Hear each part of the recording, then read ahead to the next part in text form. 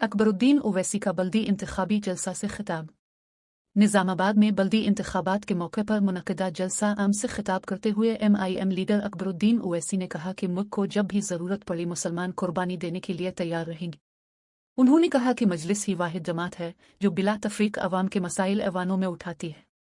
अकबरुद्दीन ओवैसी ने अवाम से अपील की कि वो MIM के उम्मीदवारों को कामयाब बनाकर इत्तेहाद और एकजहती का मुजाहिरा करें। तो अल्लाह उसके रसूल की कसम, निजामाबाद का मेयर 50 बरस में पहली मर्तबा मजलिस का होगा, हरे झंडे वाले का होगा, सब हुकूमत वालों के आशिकों का होगा।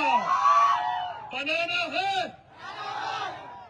लोग पैसे भी लेके आएंगे, पैसे ले लेना और मजलिस को देना, देंगे ना, देंगे ना। नारे तकबीर, नारे तकबीर, नारे तकबीर।